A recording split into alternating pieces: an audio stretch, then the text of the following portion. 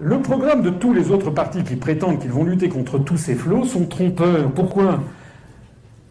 Parce qu'ils cachent systématiquement le fait que le problème numéro 1 est que la France n'a plus de pouvoir, du fait de la perte de sa souveraineté dans la plupart des domaines, du fait des traités européens.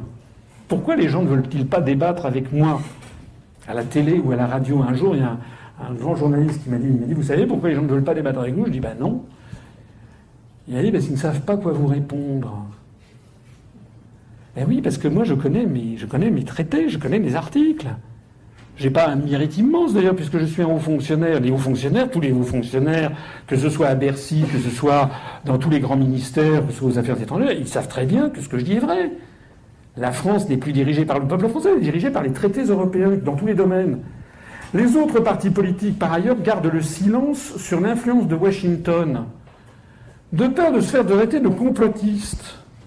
Parce que maintenant, si vous dites, regardez ce qu'a décidé, par exemple, si je montre là, par exemple, que le président, le chef des autonomistes corses est reçu à la Maison-Blanche, si je montre que John Kerry porte un maillot du drapeau breton, si je donne les citations par exemple, de François Mitterrand, qui quelques semaines avant de mourir a dit « la France est en guerre avec les États-Unis, les Français ne le savent pas », le simple fait de citer François Mitterrand ou Charles de Gaulle vous fait traiter de complotiste.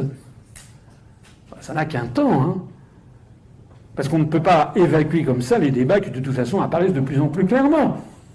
On a vendu aux Français l'idée que la construction européenne aurait vocation à s'opposer aux États-Unis. Vous avez vu ce qui se passe au Royaume-Uni. Au Royaume-Uni, il y a un référendum pour ou contre la sortie. Vous avez vu que M. Obama se pointe et intervient dans la campagne pour dire aux Anglais qu'ils doivent rester dans l'Union européenne. C'est vrai ou c'est pas vrai? C'est vrai. Même quand ils reconnaissent l'importance du rôle nocif de l'Union européenne. Il y en a, hein. Le Front National, Debout la France, le MRC, le Front de gauche, même l'extrême gauche, il y en a beaucoup. D'ailleurs, en gros, à peu près tous les partis politiques français tapent sur l'Europe, hein, en gros. Mais chacun s'en tire par toujours la même pirouette depuis 58 ans, il faut changer l'Europe. Je signale que Pierre Mendès France, le traité de Rome, en 1957, il n'avait pas voté le traité de Rome. Il a fait un article, vous retrouverez, où il disait qu'il fallait changer l'Europe. Donc ce que nous disons, c'est très gentil de changer l'Europe. Le problème, c'est que c'est comme si je vous disais, mais moi je vais me marier avec Beyoncé.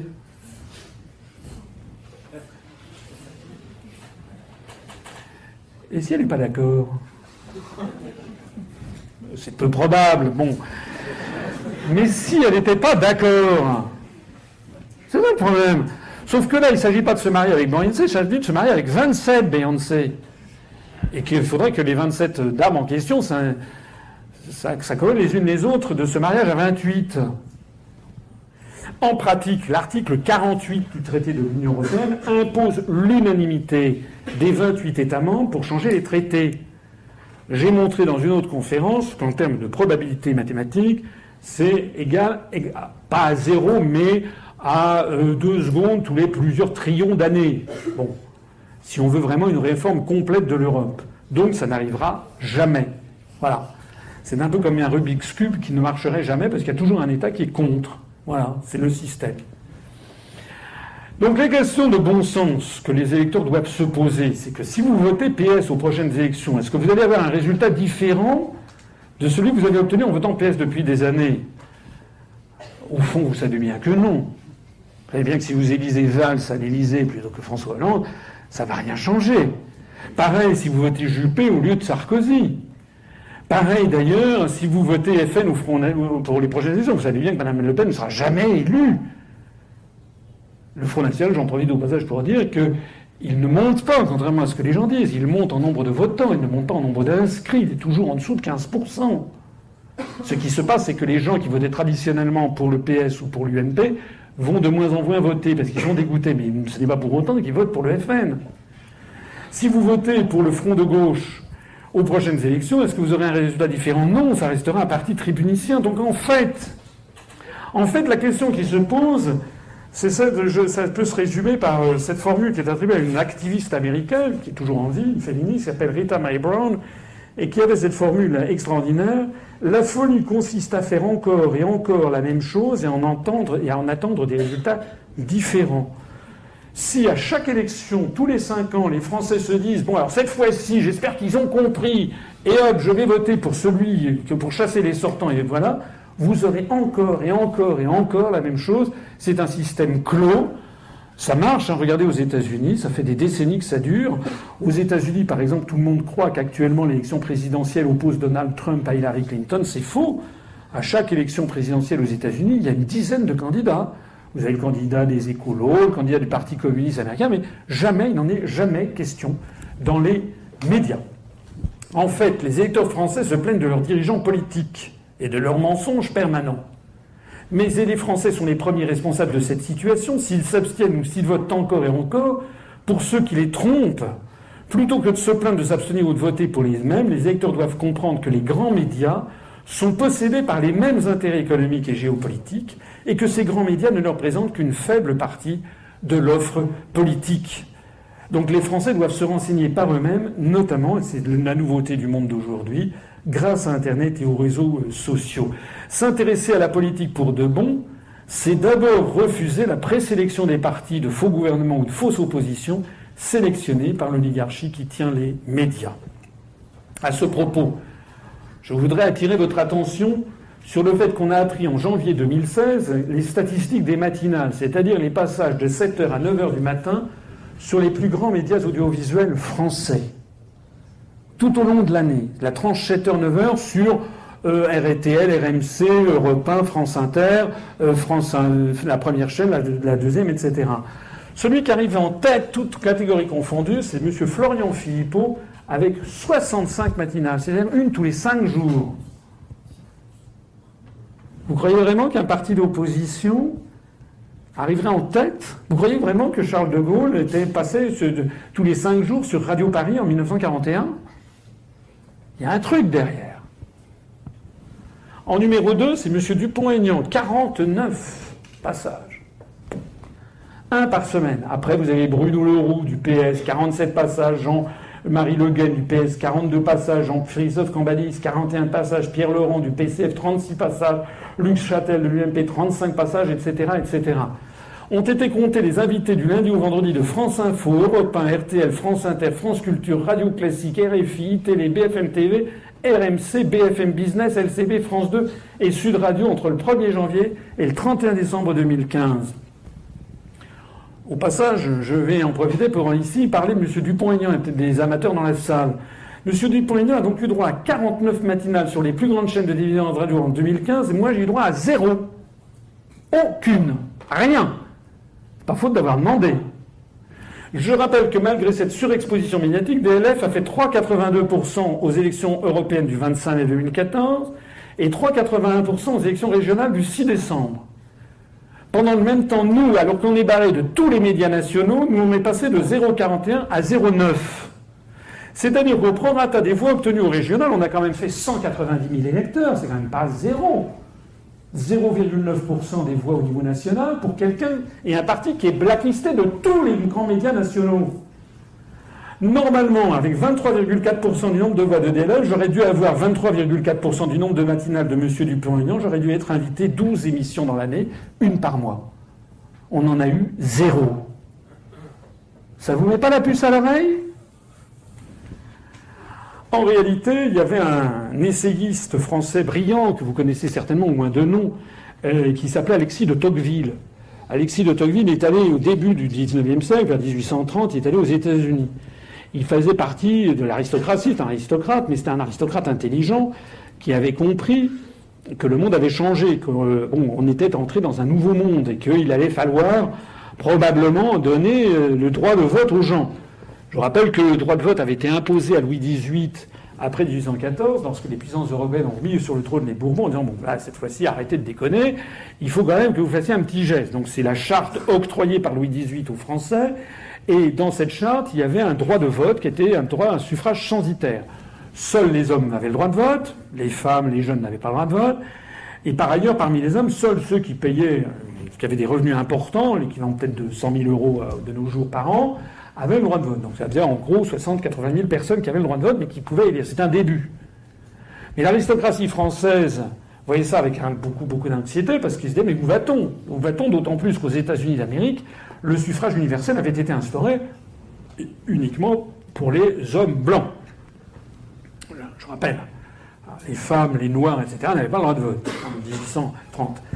Mais donc, Alexis de Tocqueville va aux États-Unis, fait un rapport sur le système carcéral aux États-Unis, et il en profite pour s'intéresser au système politique. Et il a cette phrase qu'il faut bien méditer, parce qu'elle est quand même très intelligente, surtout qu'elle est écrite vers 1835. Il dit « Je n'ai pas peur du suffrage universel, parce que les gens voteront comme on le leur dira. » Ben, rien n'a changé, hein.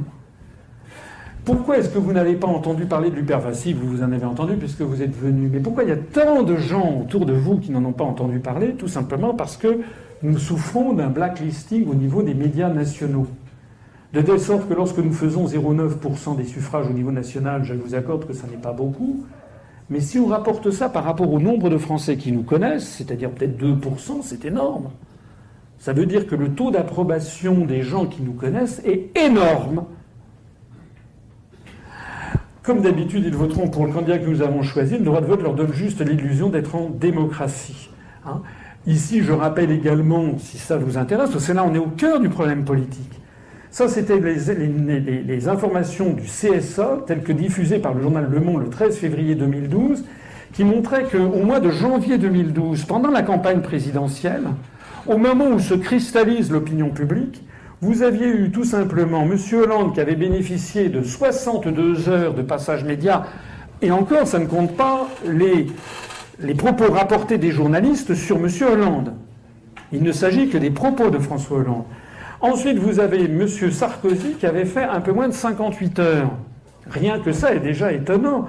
Comment se fait-il que le président de la République en exercice avait droit à moins d'heures sur tous les grands médias que son compétiteur? Comme si, en réalité, il avait déjà été décidé quelque part que M. Sarkozy devait dégager pour céder la place à son successeur. Et puis vous aviez ensuite, le numéro 3, c'était M. Bayrou avec 15 heures. C'est quand même fantastique.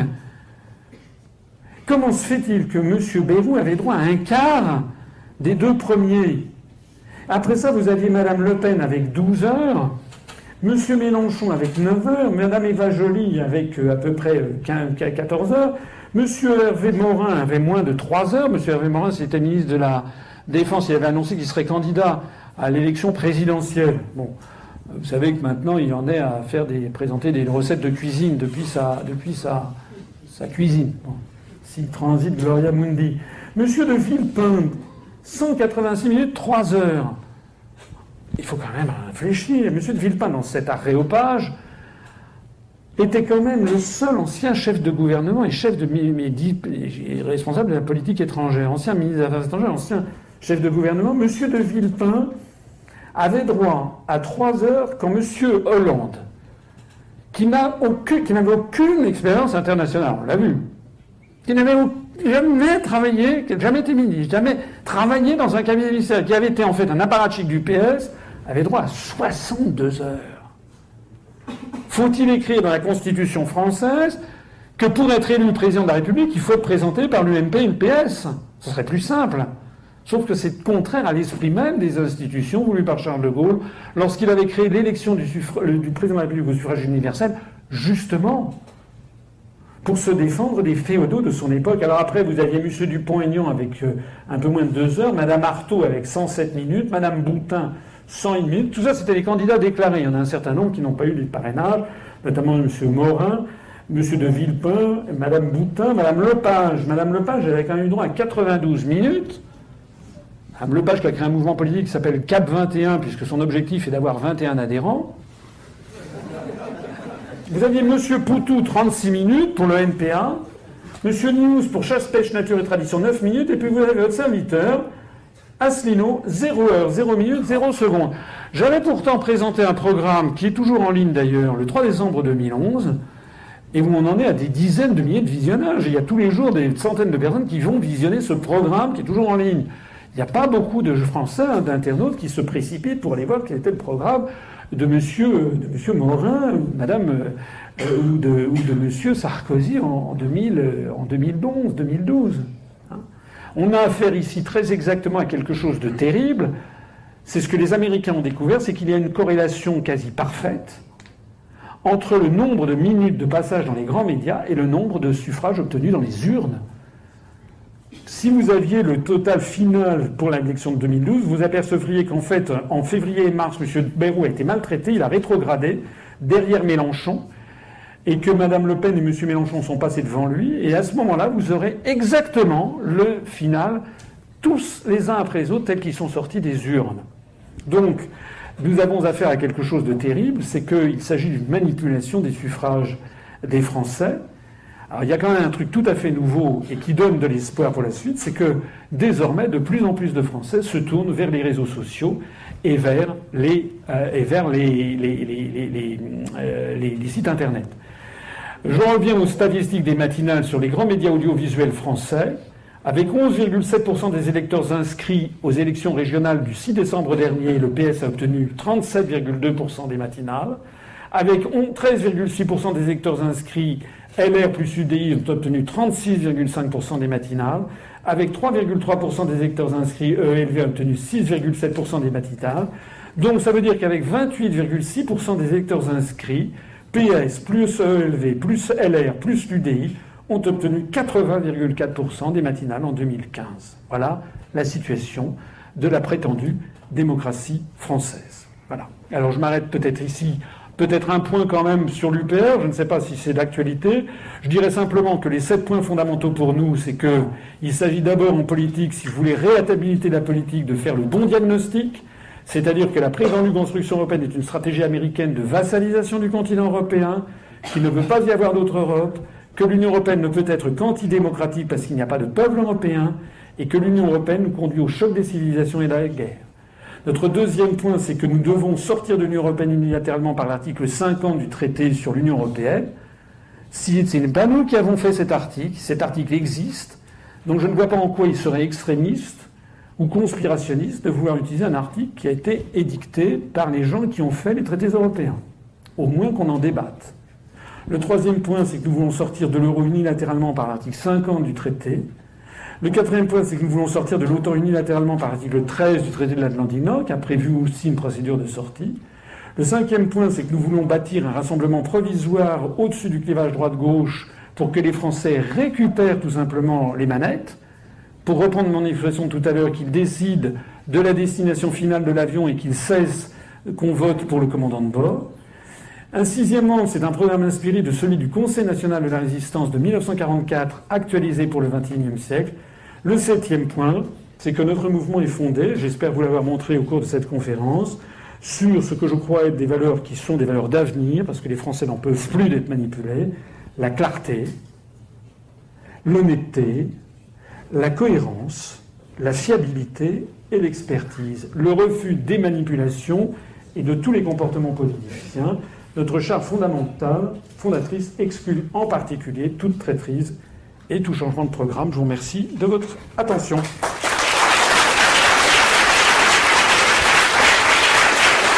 Merci, M.